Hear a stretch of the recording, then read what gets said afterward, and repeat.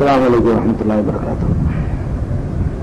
الحمد لله نحمده ونستعينه ونستغفره ونؤمن به ونتوكل عليه ونعوذ بالله من شرور أنفسنا ومن سيئات أعمالنا من يهده الله فلا مضل له ومن يضلل فلا هادي له وأشهد أن لا إله إلا الله وحده لا شريك له وأشهد أن محمدا عبده ورسوله أما بعد.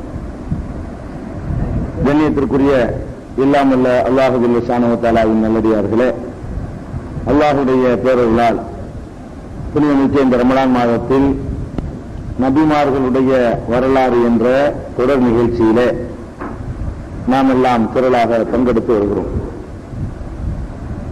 முதலில் ஆதம் அலைஹிஸ்ஸலாத்து வஸ்ஸலாம் அவர்கள் எவ்வாறு படைக்கப்பட்டார்கள், படைக்கப்படுவதற்கு முன்னர் இருந்த சூழ்நிலை என்ன, படைக்கப்பட்ட பிறகு அவர்களுக்கு இறைவன் கொடுத்த கௌரவம், அவர்களுக்கு அவன் இட்ட கட்டளை ஆகியவற்றையெல்லாம் நேற்றைய தினம் நாம் பார்த்தோம். இதுல நேற்றைய தினம் சொன்னதுல சில வசன நம்பர்கள் சொல்லலன்னு சில சகோதரர்கள் சொல்லிட்டாங்க. அந்த நம்பர்களை மட்டும் குறிச்சுக்கிறேன். நேற்று சொன்ன 2-3 செய்தி மட்டும். ஆதம் அலைஹிஸ்ஸலாத்திற்கு பணியுமாறு இறைவன் கட்டளையிட்டான்னு சொன்னோம் இல்லையா? இந்த செய்தி 2:34, 7:11, 7:12, 15:29, 29-33 வரைக்கும், 17வது அத்தியாயம் 61வது வசனம், 18வது அத்தியாயம் 50வது வசனம், 20வது அத்தியாயம் 116வது வசனம், 38வது அத்தியாயம் 74 வசனம் ஆகிய இடங்களில் ஆதம் அலைஹிஸ்ஸலாத்திற்கு பணியுமாறு வானவர்களுக்கு இறைவன் கட்டளையிட்ட செய்தி இடம்பெற்றிருக்கிறது. அதே மாதிரி ஒரு குறிப்பிட்ட மரத்தை நெருங்க வேண்டாம் என்று இறைவன் கட்டளையிட்டான்னு சொன்னோம். அதுக்கு அந்த நம்பர்கள் விடுபட்டு போச்சு. ஒரு நம்பர் தான் சொல்லியிருக்கிறோம். 2:35, 7:19, 7:20, 7:22, 7:27, 20:120, 20:121 இந்த வசனங்கள்ல எல்லாம் அந்த மரத்தை சாப்பிடக்கூடாது என்று இறைவன் சொன்னான் வரைக்கும் படிச்சுட்டோம். அடுத்தது ஆதம் அலைஹிஸ்ஸலாத்தை படைச்ச உடனேயே ஹவ்வா அவர்களையும் அவர்களுடைய துணைவி ஹவ்வா அவர்களையும் இறைவன் படைத்து விட்டான் என்பதையும், 2 பேரையும் சேர்த்துதான் சொர்க்கத்துக்கு இல்ல அனுப்புனா என்பதையும் நம்ம பார்த்தோம். இந்த ஹவ்வா அவர்களை எப்படி படைச்சான் என்பதற்கு சொல்லப்படுற பொய்யான கதைகளை சொன்னோம். ஆனால் எப்படி படைத்தான் என்பதற்குரிய சரியான செய்தி விடுபட்டு போய்விட்டது. அல்லாஹ் ஹவ்வா அவர்களை படைச்சான் இல்லையா? எப்படி படைச்சான், எதிலிருந்து படைத்தான், அதுக்கு ஆதாரப்பூர்வமான செய்திகள் ஏதாவது கிடைக்கிறதா என்றால், ஃபர்ஸ்ட் ஒரு விஷயம் தெளிவாக கிடைக்கிறது. ஆதம் அலைஹிஸ்ஸலாத்துல இருந்துதான் ஹவ்வாவை எல்லாம் படைச்சான். மண்ணிலிருந்து நேரடியா படைக்கல. ஆதம் அலைஹிஸ்ஸலாம் அவர்களை மண்ணிலிருந்து நேரடியாக படைத்த மாதிரி இன்னும் கொஞ்சம் மண்ணை எடுத்து ஹவ்வாவை எல்லாம் படைக்கல. ஆதம் அலைஹிஸ்ஸலாத்துல இருந்தே ஒரு பொருளை எடுத்து அவரில் இருந்துதான் அவருடைய துணையை படைத்ததாக திருக்குர்ஆன் சொல்கிறது. 4வது அத்தியாயத்தில் 1வது வசனத்தில் அல்லாஹ் சொல்கிறான், யா அய்யுஹன் நாஸ், மனிதர்களே, இத்தகூ ரப்பக்கும், உங்கள் இறைவனை அஞ்சிக் கொள்ளுங்கள். அல்லதி ஹலகக்கும் மின் நஃப்ஸின் வாஹிதா, அவன்தான் ஒரு ஆத்மாவில் இருந்து ஒரே ஒருவரில் இருந்து உங்களை படைத்தான். அதை சொல்லிட்டு வ ஹலக மின்ஹா ஜௌஜஹா, அவரிலிருந்து அவருடைய ஜோடியை அல்லாஹ் படைத்தான். அவரிலிருந்து ஒரு பொருளை எடுத்து, அவரிலிருந்து ஒரு பார்த்து ஒரு பொருளை எடுத்து அவரிலிருந்து அவருடைய ஜோடியை இறைவன் படைத்தான் அப்படின்னு சொல்லி திருமறை குர்ஆன் 4வது அத்தியாயத்தில் 1வது வசனத்தில் அல்லாஹ் சொல்லி காட்டுகிறான். அதே மாதிரி எல்லாரையும் படைத்தது அல்லாஹ் பேசும் பொழுது ஹலகக்கும் மின் நஃப்ஸின் வாஹிதா, உங்களை ஒரு 2 ஆத்மாவிலிருந்து படைச்சது ஒரு இடத்துல சொல்றான் அல்லாஹ். பல இடங்களில் எப்படி சொல்றான்னு கேட்டா, ஒரு ஆத்மாவில் இருந்துதான் உங்கள் அத்தனை பேரையும் படைத்தோம் அப்படின்னு அல்லாஹ் சொல்லி காட்டுறான். அப்ப அந்த ஒரு ஆத்மாவில் இருந்து அவர் மட்டும்தான் இருந்தாரு. அவரிடமிருந்து ஹவ்வா படைக்கப்பட்டிருந்தா தான் அப்புறமேல் மற்றவங்க எல்லாம் ஒரு ஆத்மாவிலிருந்து படைச்சதுங்கிற வர முடியும். அப்ப ஒரு ஆத்மாவில் இருந்து ஒரே ஒருவரில் இருந்து உங்கள் அத்தனை பேரையும் அவன்தான் உருவாக்கினான் என்ற கருத்துப்பட 6வது அத்தியாயம் 98வது வசனம், 7வது அத்தியாயம் 189வது வசனம், 39வது அத்தியாயம் 6வது வசனம். இந்த 3 வசனங்களிலேயும் ஹலகக்கும் மின் நஃப்ஸின் வாஹிதா, உங்களை ஒரே ஒருவரிலிருந்து அவன் படைத்தான் அப்படின்னு சொல்றதுனால, அப்ப அவர் மட்டும்தான் அல்லாஹ் நேரடியா படைக்கிறான், மற்றவர்கள் எல்லாம் அவரில் இருந்து தான் படைக்கப்படுகிறார்கள். ஹவ்வா உள்பட, நாம உள்பட, நாம அவர்கிட்ட படைக்கப்படுற விதம் வேறையா இருக்கலாம், ஹவ்வா அவர்கிட்ட படைக்கப்பட்ட விதம் வேறையா இருக்கலாம். ஆனா எல்லாருமே அவரிலிருந்து தான் உருவாகிறோம். அந்த ஒருவரைத்தான் அல்லாஹ் நேரடியா படைக்கிறார், அவரில் இருந்துதான் எல்லோரும் உருவானோம் அப்படிங்கிறது இந்த 3 வசனத்துல இருக்கிறது. 4வது அத்தியாயம் 1வது வசனத்துல தெளிவாக இருக்குது. அவரில் இருந்து அவருடைய ஜோடியை அல்லாஹ் படைத்தான், அவர்கிட்ட இருந்து எடுத்து ஜோடியை படைத்தான் சொல்லியாச்சு. அவரில் இருந்து படைத்தான் என்பதற்கு இதுக்கு மேல விளக்கம் குர்ஆனில் இல்லை, அவ்வளவுதான். நபிகள் நாயகம் ஸல்லல்லாஹு அலைஹி வஸல்லம் உடைய ஹதீஸ்ல இருக்கிறது. அவரில் இருந்து படைத்தான்னு சொன்னா அவருடைய கையிலிருந்து எடுத்து படைச்சானா, காலில இருந்து எடுத்து படைச்சானா, எதுல இருந்து எடுத்து படைச்சான் அப்படின்னு சொன்னா நபிகள் நாயகம் ஸல்லல்லாஹு அலைஹி வஸல்லம் சொல்றாங்க, இஸ்தௌசு பின்னிசாய் கைரா, நீங்கள் பெண்கள் விஷயத்துல நல்ல முறையில் நடந்து கொள்ளுங்கள், உங்கள் மனைவியர் விஷயத்துல நல்ல முறையில் நடந்து கொள்ளுங்கள். ஏனென்று சொன்னால் வளைந்த விழா எலும்பிலிருந்து அவர்கள் படைக்கப்பட்டிருக்கிறார்கள் அப்படின்னு நபிகள் நாயகம் ஸல்லல்லாஹு அலைஹி வஸல்லம் சொல்றாங்க. அப்ப வளைந்த எலும்பு போய் நிமிர்ந்து போனீங்கன்னா உடைஞ்சு போயிடும். அந்த வளைவை வச்சுக்கிட்டே தான் நீங்க என்ன செய்யணும், குடும்பத்தை நடத்திக்கிட்டு போகணும். சில வளைவுகள் இருக்கத்தான் செய்யும் அப்படின்னு சொல்லி மட்டப்படுத்துறதுக்கு சொல்லல, அவங்கள்ட்ட சில குறைகளை காணும் பொழுது அதுக்காக வெறுத்துடக்கூடாது, அப்படிதான் இருப்பாங்க அவங்க அப்படின்னு சகித்து கொண்டு போயிருங்க என்பதற்காக வேண்டி நபிகள் நாயகம் ஸல்லல்லாஹு அலைஹி வஸல்லம் இதை சொல்றாங்க. இது பெண்கள் எல்லாம் விழா எலும்புல படைச்சாங்க என்ற உடனே ஒவ்வொரு பெண்ணும் விழா எலும்புல படைச்சதாக நீங்க புரிஞ்சுக்கிற கூடாது. ஏன் புரிஞ்சுக்கிற கூடாதுன்னு சொன்னா, ஒவ்வொரு பெண்ணும் எப்படி படைக்கப்படுறாங்க நம்ம கண்ணால பாக்குறோம். ஆணுடைய உயிரினவுல இருந்தும் பெண்ணுடைய சினை முட்டையில இருந்தும் நீங்க படைக்கப்படுற மாதிரி தான் பெண்கள் படைக்கப்படுறாங்க. அப்ப ஆண்கள் எப்படி ஒரு தாய் தந்தையுடைய உயிரணு சினை முட்டையிலிருந்து உருவாக்கப்படுகிறோமோ அந்த மாதிரி தான் ஒரு பெண்ணு கருவறையில் அது மாதிரி தான் உருவாக்குறாங்க. அப்ப எல்லா பெண்களுக்கு இதை சொல்லல. நபிகள் நாயகம் ஸல்லல்லாஹு அலைஹி வஸல்லம் சொல்றது எதை சொல்றாங்கன்னு கேட்டா, நம்ம மூல தாய் இருக்காங்கல்ல அவ்வா அம்மா, அவங்கள பத்தி தான் சொல்றாங்க. அவர்கள் அப்படி படைக்கப்பட்டார்கள், அந்த தன்மை இருந்து கொண்டே இருக்கும். அந்த தன்மை என்ன செய்யும், வழி வழியாக அவர்கள்ட்ட இருக்கும் அப்படிங்கிறது தான் அதை எடுத்துக்கிறதுமே தவிர, ஒவ்வொரு பெண்ணும் ஆணுடைய விழா எலும்பிலிருந்து படைக்கப்படுகிறாள் அப்படிலாம் கூட கிஸ்ஸா சொல்றவங்களா இருக்கிறாங்க. சில பயான்கள்ல சொற்பொழிவுகள்ல அப்படியும் அவள் தூரக்கூடிய என்ன சொல்றாங்க, ஒரு பெண்ணு மனைவியா ஒருத்தனுக்கு வர்றான்னு சொன்னா இவன் எலும்பு அல்லாஹ் எடுத்து கரெக்டா அங்க படைச்சிருப்பான் அப்படின்லாம் சொல்லுவாங்க. அப்படி சொன்னாங்கன்னா அப்ப 2-3 கல்யாணம் பண்ணான்னா 2-3 எலும்பு மாதிரி வந்துடும். வணங்குதா? ஒரு பெண்ணே கூட என்ன செய்யலாம்னு கேட்டா, கணவன் இறந்தாலும் இன்னொரு கல்யாணம் பண்ணுவா, அவன் இறந்தாலும் இன்னொரு கல்யாணம் பண்ணுவா, எவனுடைய எலும்புல இருந்து படைக்கப்பட்டான்லாம் வந்துடும். வணங்குதா? ஒரு பெண்ணை 2-3 கல்யாணம் பண்ணலாம்ல, ஒரு நேரத்தில் பண்ணக்கூடாது, 10 கூட பண்ணலாம்ல. புருஷன் இறந்த பிறகு புருஷன் இறந்த பிறகு கல்யாணம் பண்றா. இந்த 10 புருஷன் இருந்தா இந்த 10 புருஷன்ல எந்த புருஷனுடைய விழா எலும்புல இருந்து படைக்கப்பட்டா அப்படிங்கிறதெல்லாம் வரும். இதெல்லாம் ஒரு அர்த்தம் இல்லாத, கண்ணுக்கு தெரிகிற உண்மைக்கு மாத்தா பேசக்கூடாது. கண்ணுக்கு நல்லா தெரியுது எந்த ஒரு பெண்ணும் விழா எலும்பிலிருந்து படைக்கப்படல. நாம எப்படி ஆண்கள் எப்படி உயிரணுவில இருந்து சினை முட்டையிலிருந்து படைக்கப்படுகிறோமோ அப்படித்தான் பெண்களும் படைக்கப்படுகிறார்கள். அவங்க வேற விதமா படைக்கப்பட கண்ணால பாக்குறோம். அப்ப இது எது சொல்றாங்க நபிகள் நாயகம் ஸல்லல்லாஹு அலைஹி வஸல்லம் கேட்டா, அவங்க படைக்கப்பட்டது மட்டும், அவ்வா மட்டும் அப்படி படைக்கப்பட்டாங்க. அதுக்கப்புறம் உள்ள பெண்கள் எல்லாம் ஆண்கள் மாதிரி தான் படைக்கப்படுறாங்க. அப்ப முதல்ல படைக்கப்பட்டதை இப்பதான் அதை சொல்றாங்க என்று புரிந்து கொள்ளணும்.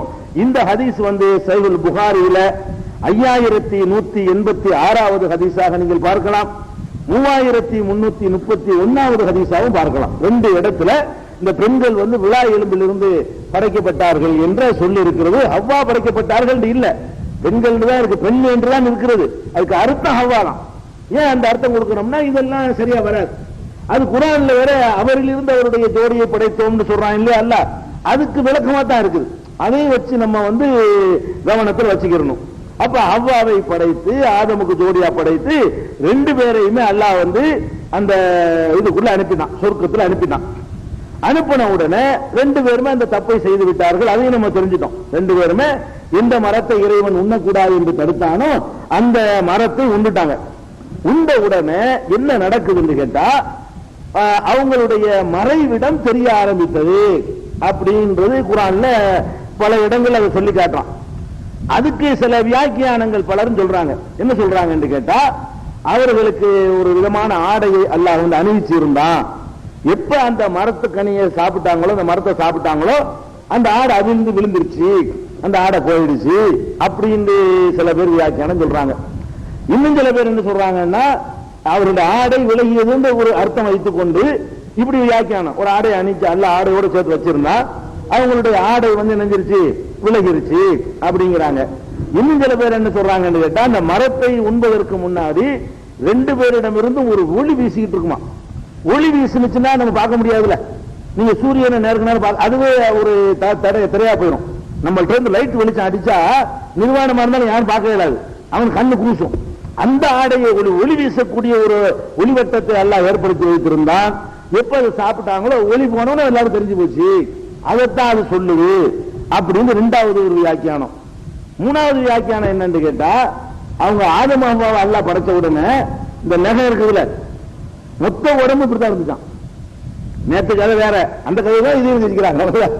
நேற்று கதை இதுக்கு காரணம் வேற சொன்னாங்க. இப்ப என்ன சொல்றாங்கன்னு கேட்டா, அதே புஸ்தகத்துல இதையும் சொல்றாங்க. அதாவது ஆதம் படைக்கப்பட்ட உடனே இந்த நகம் மாதிரி தான் மொத்த உடம்புல இருந்துச்சான். முழு உடம்பு எப்படி இருந்துச்சான், இந்த மாதிரி இருந்துச்சான், நகம் மாதிரியே. எப்ப சாப்பிட்டாங்களோ அப்படி எல்லாம் போய் அதுக்கு அடையாளமா இது மட்டும் மிஞ்சி போச்சு. இந்த 5 இடத்துல மட்டும் நினைஞ்சிருச்சு, மிஞ்சி போச்சு. 5, 10, 20 இடத்துல மிச்சமா போச்சு. நீங்க எல்லா இடத்துலயும் அந்த அது விலகிட்டது இப்படிதான் இருந்துச்சுங்கிறாங்க.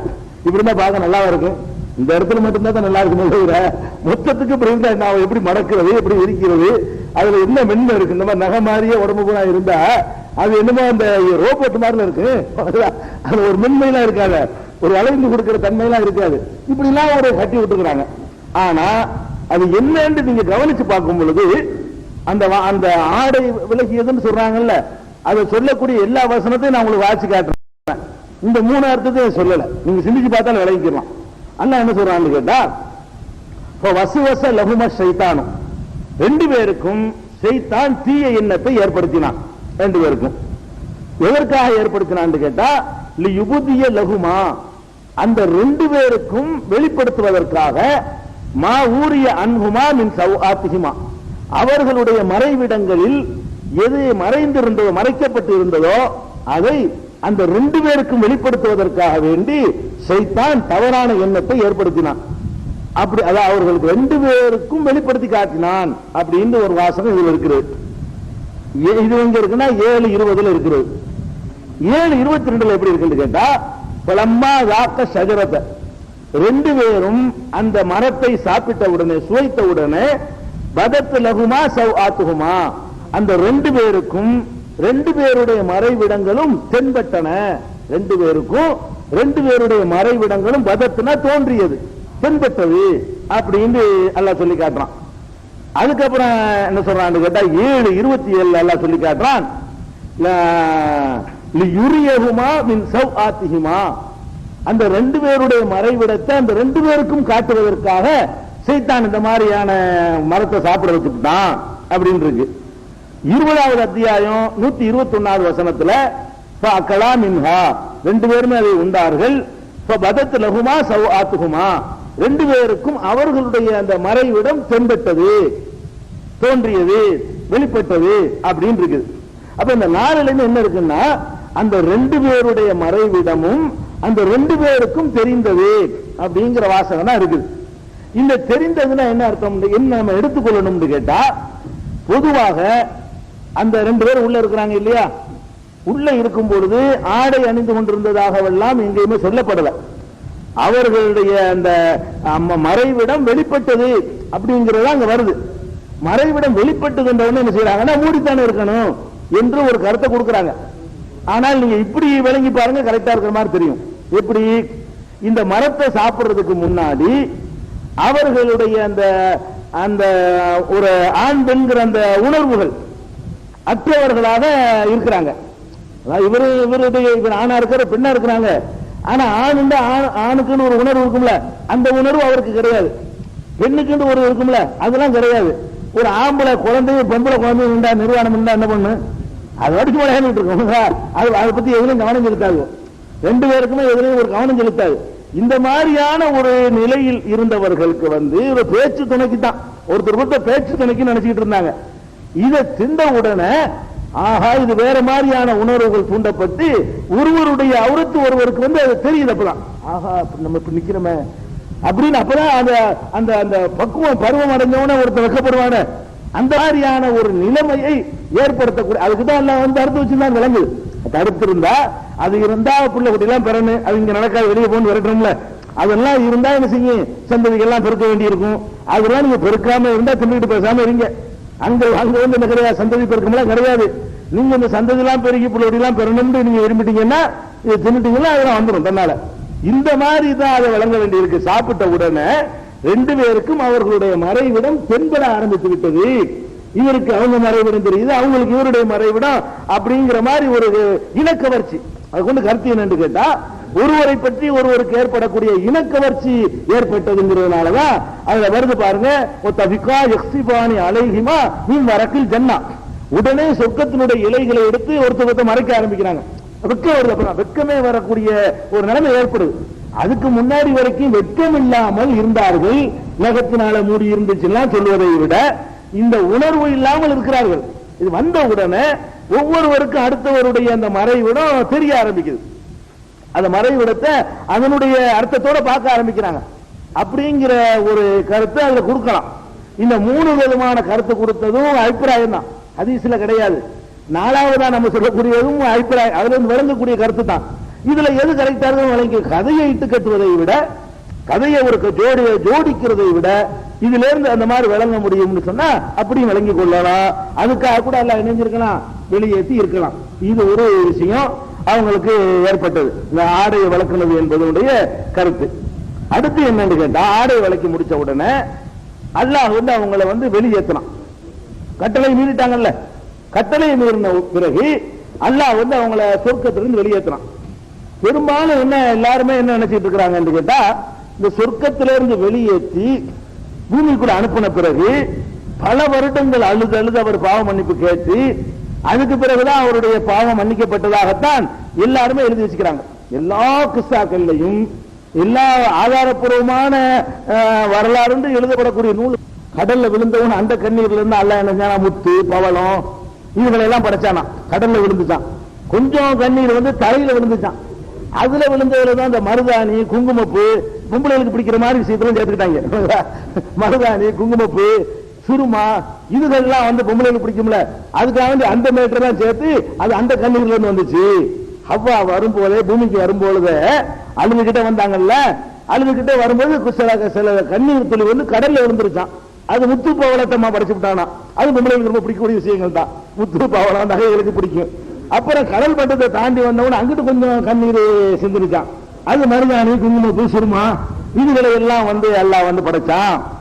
ஆதம் அலைஹிஸ்ஸலாத்தை இறக்கும் போது அவர்கிட்ட இருந்து கண்ணீர் வரிச்ச அதுல இருந்து அல்லாஹ் என்ன படைச்சான்னு கேட்டா கடுகு, பேரிச்ச மரம், லவங்கம் எழுதி வச்சுக்கிறாங்க. லவங்கம், மாசக்காய், ஜாதிக்காய் இதெல்லாம் படைச்சாங்க. அதான் என்ன சொல்ல வர்றாங்கன்னு கேட்டா, பாவம் செய்தவர்கள் பாவிகளாகவே தான் இங்க வர்றார்கள் என்றுதான் எல்லாரும் எழுதி வச்சுக்கிறாங்க.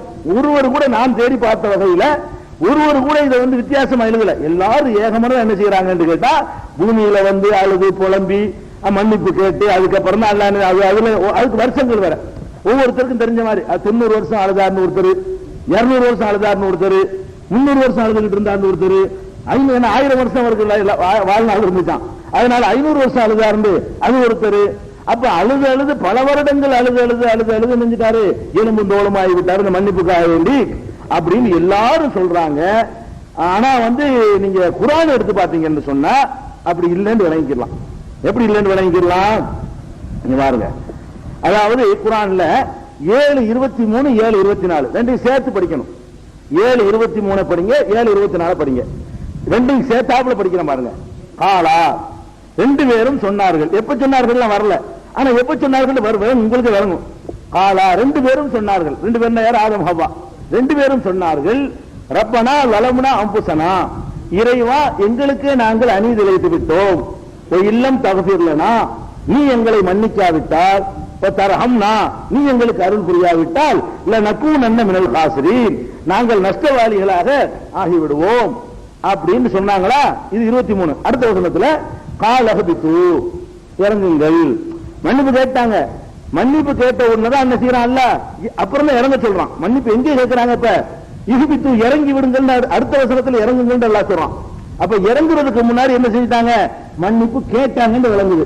கேட்டது சரி, மன்னிச்சானா அவன்? அவங்க கேட்டிருப்பாரு, மன்னிச்சாங்கிறது எங்க இருக்குன்னு யாராவது கேட்டார்களே, ஆனால் அதுக்கு ஆதாரம் இருக்குது அடுத்த வசனத்துல. அது என்ன இருக்குன்னா, 2வது சூரத்துல் பக்ராவுல 37, 38 ரெண்டு சேர்த்து பார்க்கணும். பக்ராவுல, சூரத்துல் பக்ராவுல 37வது வசனத்தை படிச்சு 37, 38 வரிசையா படிங்க. அதுல எப்படி வருவாங்க? ஹொத்தலக்கா ஆதமும், ஆதம் பெற்றுக்கொண்டார் மிர் ரப்பிஹி கலிமாத்தின், தனது இறைவன் புறத்தில் இருந்து சில சொற்களை பெற்றுக்கொண்டார். தாப அலைஹி, அதன் அடிப்படையில் நெஞ்சாரு அவர் பாவ மன்னிப்பு கேட்டார். இன்னஹு ஹுவ தவ்வாபுர் ரஹீம், அவன் மன்னிக்க கூடியவன், கருணை செய்யக்கூடியவன். மன்னிச்சுட்டேன்ட்டான். மன்னிச்சுட்டு குல் நஹபிது, இறங்குங்கள் என்று நம்ம சொன்னோம். அப்ப மன்னிச்சுட்டேன்னு சொல்றான்ல, மன்னிச்ச பிறகுதான், மன்னிச்ச விஷயம் வேற, இது சாப்பிட்ட பிறகு இருக்க முடியாது. மன்னிச்சதுங்கிறது தண்டனை இல்லாம ஆக்கலாமே தவிர, நீங்க அந்த மரத்தை சாப்பிட்டீங்கல்ல, அது போய் கீழே போயிட வேண்டியதான், வெளியே இறங்குங்க அப்படின்னு நல்லா சொல்றான். அப்ப இறங்க சொன்னது மன்னிச்ச பிறகுதான் நல்லா சொல்றான். மன்னிச்சுதான் அனுப்புறான். குற்றவாளிகளாக 2 பேரும் அனுப்பல, தூய்மைப்படுத்தி தான் என்ன செய்யறான்? அல்ல அனுப்புகிறான். அப்படிங்கிறத 2:37க்கு அடுத்து 2:38 என்ன சொல்றான்னு கேட்டா, அல்லாஹ் கற்றுக் கொடுத்த சொல்லை வைத்து அவர் மன்னிப்பு கேட்டார், அவன் மன்னிச்சுட்டான். அப்புறம் நாங்கள் சொன்னோம், குல்னா, நாம் சொன்னோம், இறங்குங்கள் என்று சொன்னோம். அப்ப நல்லா தெரியுது, இந்த மன்னிப்புகள் எல்லாம் அவர் அங்க வச்சே பெற்றுறாரு. எந்த இடத்தில் அல்லாஹ் அவரை குடியமர்த்தி வச்சிருந்தானோ அங்கிருந்தே மன்னிப்பை பெற்றுவிட்டுத்தான் வெளியேற்றப்படுறாருன்னு சொல்லும் பொழுது, இங்க 100 வருஷம் அழுது, 200 வருஷம் அழுது, அதெல்லாம் அல்லாஹ் ரசூல் சொல்லல, கதை தான் சொன்னாங்களே தவிர அல்லாஹ் ரசூல் சொன்னா பரிசீலிக்கலாம். 200 வருஷம் அழுதாங்க, 300 வருஷம் அழுதாங்கன்னு பெரியார்கள் சொன்னதா எழுதி வச்சிருக்காங்களே தவிர அதையெல்லாம் தூக்கி போட்டு அல்லாஹ் சொன்னதை நம்ம எடுத்துட்டு போயிடலாம். பெரியார்கள் சொன்னதை தூக்கி போட்டுவிட்டு அல்லாஹ் என்ன சொல்றான்? மன்னிச்சு அனுப்புறான். அப்பவே மன்னிப்பு கேட்டாங்க, அந்த சொல்லை அல்லாஹ்வே கற்றுக் கொடுத்தான்னு விளங்கிடுது. இதுல அந்த கிஸ்ஸாவும் பொய்யில் விளங்கிடுது.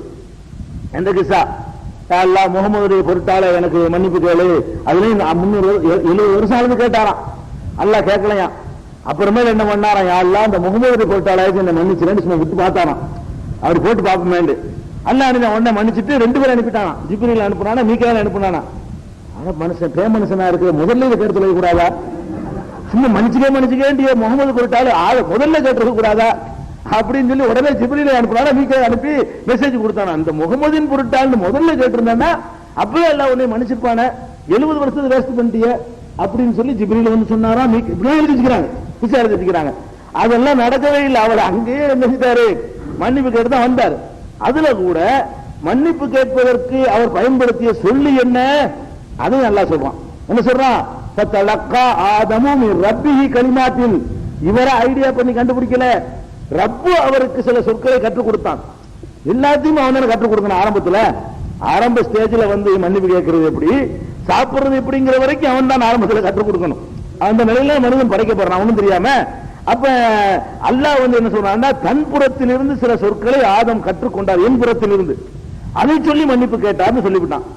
அல்லாஹ்விடமிருந்து கற்றுக்கொண்ட சொல் என்னன்னு தேடி பார்த்தீங்கன்னு சொன்னா அது 7:23 கிடைச்சிருது. என்ன சொல்லி மன்னிப்பு கேட்டாங்க?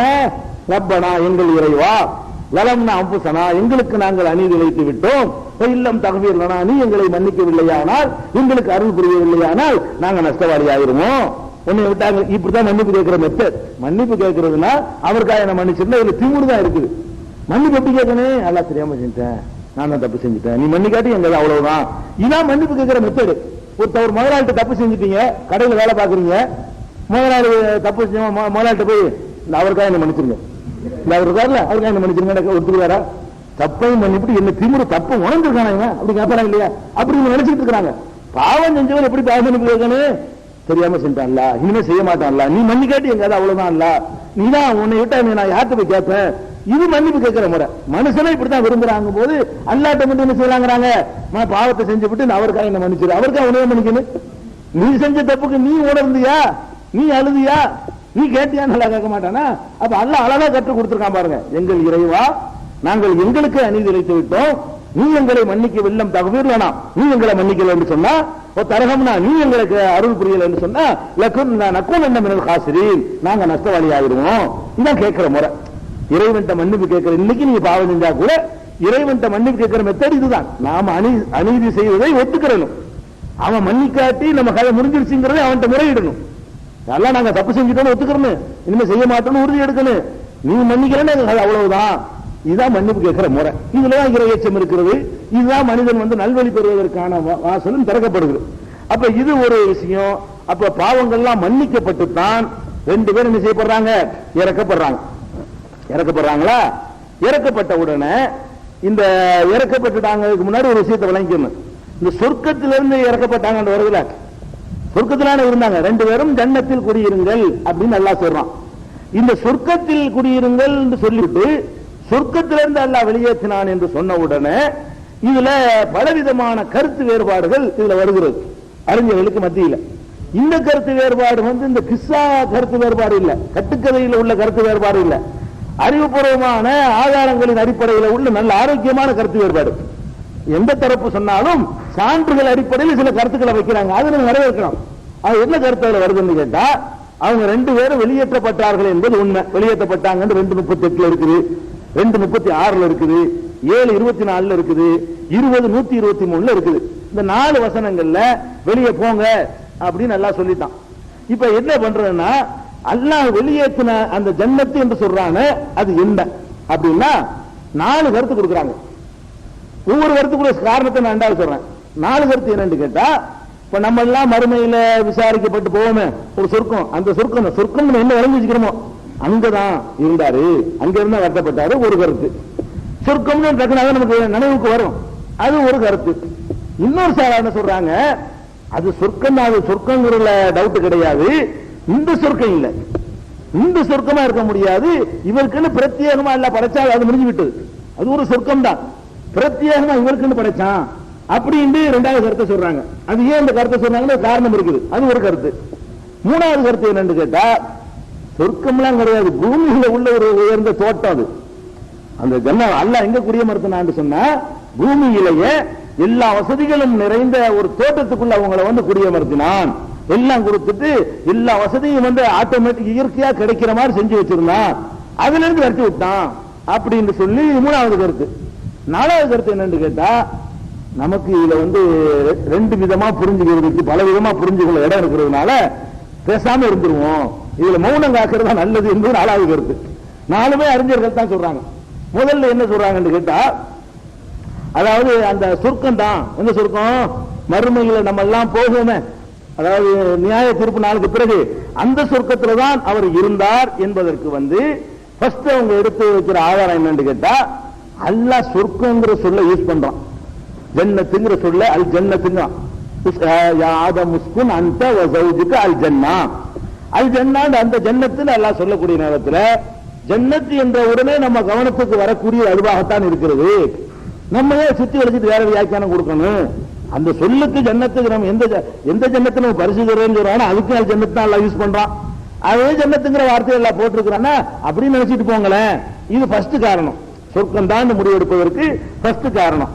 உதாரணத்துக்கு சொல்வதாக இருந்தால் எப்படி சொல்றான்ல, கமா அஹ்ரஜ அபவைக்கும் மினல் ஜன்னா, ஜன்னத்திலிருந்து உங்களுடைய பெற்றோர்களை சைத்தான் வெளியேற்றியது போல உங்களையும் கெடுத்து விட வேண்டாம். அப்ப எங்க இருந்து ஒரு தோட்டத்திலிருந்து வெளியேற்றினா அதுக்கு அல்லாஹ் சொல்லி காட்டுவானா? அல்லாஹ் என்ன சொல்றான்டா, யாபனி ஆதமுடைய மக்களே, லா எஃப்தினக்கும் சைத்தானும், சைத்தான் உங்களை கெடுத்து விட வேண்டாம். எந்த மாதிரி கெடுத்து விட வேண்டாம்? கமா அஹ்ரஜ அபவைக்கும் மினல் ஜன்னா, உங்களுடைய பெற்றோர் தாய் தந்தையரை ஆதம் ஹவ்வாவை ஜன்னத்திலிருந்து வெளியேற்றியது போல உங்களையும் கெடுத்துட வேண்டாம். அப்படி எல்லாம் சொல்லி காட்டுவான். எந்த ஜன்னத்து சொல்லுவான்? தோட்டத்திலிருந்து வெளியேற்ற பெரிய விஷயமா? அதையே சொல்லி காட்டுவான். ஜன்னத்திலிருந்து எவ்வளவு பெரிய பாக்கியத்தை வெளியேற்றி விட்டான், உன்னையும் அந்த மாதிரி ஜன்னத்தில் வெளியேற்ற நிலைக்கு ஆளாக்கிறாங்க அப்படின்னு சொல்ற தோணை வச்சு பார்க்கக்கூடிய நேரத்தில் ஜன்னத்துங்கிற இந்த சொல்லு சொர்க்கத்தை குறிக்கிற மாதிரி தெரியுது. இந்த இடத்துல 7:27 பாத்தீங்கன்னு சொன்னா இது வருது. எப்படி வருது? ஆதமுடைய மக்களே, உங்க வாப்பா அம்மாவை வெளியேற்றின மாதிரி உங்களையும் சைத்தான் உங்க வாப்பா அம்மாவை ஜன்னத்திலிருந்து வெளியேற்றின மாதிரி, ஜன்னா சொர்க்கத்திலிருந்து வெளியேற்றின மாதிரி உங்களை கெடுத்து விட வேண்டாம்னா அது புரிந்து வருகிறது. தோட்டத்திலிருந்து வெளியேற்றுற மாதிரி உங்களை கெடுத்து விட வேண்டாம்னா, தோட்டத்திலிருந்து வெளியேற்றின என்ன பெரிய விஷயங்கிறான், தோட்டத்திலிருந்து வெளியேற்ற பெரிய சாபம் கிடையாது. அவங்க சாபம் தோட்டத்திலிருந்து உழைச்சு திட்டு போற பெண்ண அந்த தோட்டம் இல்லாம நம்மளை சாவடிக்க செஞ்சான்ல, தோட்டத்திலிருந்து வெளியேற்றின எல்லாம் போய் சொல்லி காட்டுவான். அந்த இடத்துல இதை பார்த்த உடனே நல்லா தெரியுது, இந்த சொர்க்கம் தான் அப்படின்றாங்களா. இன்னொரு காரணம் என்ன சொல்றாங்கன்னு கேட்டா, அந்த வெளியேற்றுறான்ல, வெளியேற்றும் பொழுது சில வசனங்கள்ல வெளியேறுங்கள் இருக்குது, சில வசனங்கள்ல என்ன இருக்குன்னு கேட்டா இறங்குங்கள் இருக்கு, இஹ்பிதூன் இருக்குது. இஹ்பிது ஹபத்தன்னா மேல இருந்து கீழே இறங்குறதுக்கு, இறங்குதுன்னா என்ன அர்த்தம், ஒரு உயரமான இடத்திலிருந்து கீழ் நோக்கி வருவதற்கு பேர் தான் ஹபத் என்ற அந்த அரபு மொழியில் சொல்லப்படும். அப்ப ரெண்டு பேரையும் வச்சு அல்லாஹ் என்ன சொல்றான்னு கேட்டா இறங்கு அப்படின்னு சொல்றான்னு சொன்னா, அப்ப மேல இருந்து இறக்கி விடுறாங்கன்னு தான் அர்த்தம். அதனால இந்த இறங்குங்கள் என்ற சொல்லில் இருந்து அது விளங்குகிறது. இறங்குங்கள் எங்க இருக்குது, 2:38 எடுத்துக்கிட்டீங்கன்னா குல் நஹபித்து நாம் சொன்னோம் இங்கிருந்து இறங்குங்கள் 2:38.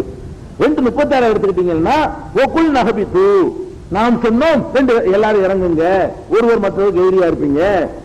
7:24 எடுத்துக்கிட்டீங்கன்னா கால இறைவன் சொன்னான் இஹ்பித்து இறங்குங்கள் என்று சொன்னான். அதே மாதிரி 20:123 எடுத்துக்கிட்டீங்கன்னா கால இறைவன் சொன்னான் இஹ்பித்தா ரெண்டு பேரும் இறங்குங்கள், எல்லாரும் இறங்குங்கள்னு சொல்லியிருக்கான், ரெண்டு பேரும் இறங்குங்கள்ங்கிறான். இறங்குங்கள்ங்கிற சொல்ல 4 இடத்துல யூஸ் பண்றான். அப்ப மேல இருந்து தூக்கி கீழே போடுறான்னு அர்த்தம். அதனால சொர்க்கம் தான் கொடுக்கணும். ஒரு சாராருடைய வாதம் இது, அந்த சாருக்கு வாதம் ஆதாரம் இல்லைன்னு நினைக்காதீங்க, அதுக்கு மேல வைத்து அவங்க சொல்றாங்க. அப்ப இதை வச்சு பார்க்கும் பொழுது அவங்க சொர்க்கத்தில் இருந்து தான் வெளியேற்றப்பட்டார்கள் என்று தெரிகிறது அப்படின்னு ஒண்ணு சொல்றாங்க. அதுக்கு அடுத்தது இன்னொரு ஆதாரத்தை காட்டுறாங்க. என்ன ஆதாரம்னு கேட்டா, அதாவது மூசா அலைஹிஸ்ஸலாமும் ஆதம் அலைஹிஸ்ஸலாமுக்கும் ஒரு சந்திப்பு நடக்குது. ஒரு ஆதமுடைய மூசாவுடைய மரணத்துக்கெல்லாம் பிறகு அங்க ஆலமுல் அர்வாஹ்ல அல்லாஹ்வுடைய அந்த ஆன்மீக உலகத்துல ஒரு சந்திப்பு நடக்கிறது. அது நமக்கு என்ன யாருக்கு நம்மளை பார்த்தோம், ரசூலுல்லாஹ் சொல்றதுனால தெரியுது. ரசூல் ஸல்லல்லாஹு அலைஹி வஸல்லம் சந்திப்பு சொல்லும் பொழுது நம்ம அது அல்லாஹ் அறிவிச்சு கொடுத்திருக்கான்னு விளங்கிக்க வேண்டியது. சந்திப்பு என்ன நடக்குதுன்னு கேட்டா, ரெண்டு பேரும் வாதம் பண்றாங்க. ஆதம் அலைஹிஸ்ஸலாமும் மூசாவும் வாதம் பண்றாங்க. என்ன வாதம் பண்றாங்க, மூசா சொல்றாரு, யா ஆதமே அந்த அபூனா நீங்க தான் எங்க அப்பா, எங்க தந்தை நீங்க தான் அகரஜத்துனா மினல் ஜன்னா சொர்க்கத்துல எங்களை வெளியேற்றி விட்டீங்கள, நீங்க ஒரு தப்பு பண்ணி விட்டு இல்லாட்டி நாங்க சொர்க்கத்தில் இருந்திருப்போமே, எங்களை வெளியே கொண்டாந்து போட்டீங்கள அப்படின்னு நினைச்சாரு. ஆதம் அலைஹிஸ்ஸலாம் மூசா அலைஹிஸ்ஸலாம் ஆதம் அலைஹிஸ்ஸலாத்துக்கு அப்ஜெக்ஷன் பண்ணாராம். அப்ப ஆதம் அலைஹிஸ்ஸலாம் மூசாட்ட அல்லாஹ் என்ன சொல்றான்னு கேட்டா, மூசாவே இஸ்தஃபாக்கல்லாஹு பி கலாமிஹி, அல்லாஹ் நேரடியாக பேசுவதற்கு உன்னை தேர்ந்தெடுத்துக் கொண்டான் பேரன்ட்டு சொல்றாரு. மூசா நபி ஆதம் அலைஹிஸ்ஸலாம் சொல்றாங்க, உங்களை தன்னோட பேசுவதற்கு அல்லாஹ் தேர்ந்தெடுத்தானா? ஆமா. உமக்கு ஒரு வேதத்தை கொடுத்தானா? ஆமா. அந்த வேதத்திலேயே ஆதம் தப்பு செய்வான்னு சொல்லியிருக்கிறானா? ஆமா. அவன் ஏற்கனவே இந்த வேதத்தை என்னை படைக்க முடியும் எழுதி வச்சுட்டு, நான் தப்பு செய்ய வேண்டி எழுதி வச்சுட்டு, அதன் அடிப்படையில் நான் செஞ்ச தப்புக்கு நீ குறை சொல்றியா? உனக்கு எந்த வேதத்தை கொடுத்தானோ அந்த வேதம் அன்னைக்கு தயார் பண்ணா, உனக்கு தந்த வேதத்தை என்னை படைக்க முடியும் எல்லாம் எழுதிவிட்டான். என்னைய படைக்க முடிய தயாரிச்ச அந்த வேதத்தை உனக்கு தர்றான், உனக்கு தந்த அந்த வேதத்திலேயே நான் அப்படி பண்ணுவேன் இருக்குது. இந்த மாதிரி ஆதம் தப்பு செஞ்சாருன்னு இருக்குது. அவன் என்ன எழுதி வச்சா நான் தானப்ப நடக்கும், நீ என்ன என்னைய குறை சொல்ற அப்படின்னு மறக்கினாரு. உடனே மூசா வாயடைத்து போய் விட்டாரு. ஆதம் மூசாவை வென்று விட்டார் நபி ஸல்லல்லாஹு அலைஹி வஸல்லம் சொல்றாங்க. ஆதம் அலைஹிஸ்ஸலாம் அவர் வெல்ல முடியாது, அவர் பயங்கரமான எல்லாத்தையும் அவன்ல கற்றுக் கொடுத்திருக்கான். ஆதம் அலைஹிஸ்ஸலாத்தை இவருக்கு ஜெயிக்க முடியுமா? எல்லாத்தையும் கற்றுக் கொடுத்துட்டேங்கிறானே, அதனால அவர் வாதத்திறமை உள்ளவர் தான். என்ன மலக்குகளுக்கெல்லாம் முன்னாடி ஆசானாக்கி அனைத்தையும் கற்றுக் கொடுத்து அவருடைய அறிவு திறமைகளை அதுல ஒரு துகள்தனை பெற்று இருக்கு. மூசாட்ட எங்க இருந்துட போகுது, அகத்த உள்ள ஒரு சின்ன ஒரு கடுகளவு தான் இருக்க முடியும். தோத்து போயிட்டார் இவர். இது எங்க இருக்குன்னு கேட்டா, சஹீஹுல் புகாரியில 6614வது வசனத்துல இருக்கிறது, நம்பர் ஹதீஸ்ல இருக்கிறது. அப்ப பாயிண்ட் என்ன தெரியுமா, இந்த டாபிக் வேணாம், இந்த விதி டாபிக் போவானா. இவர் என்ன கேட்கிறாருன்னா, எங்களை சொர்க்கத்துல நீ தானே வெளியேற்கின, தோட்டத்திலிருந்து வெளியாக்கணும் அதை சொல்லி காட்டுவாரா?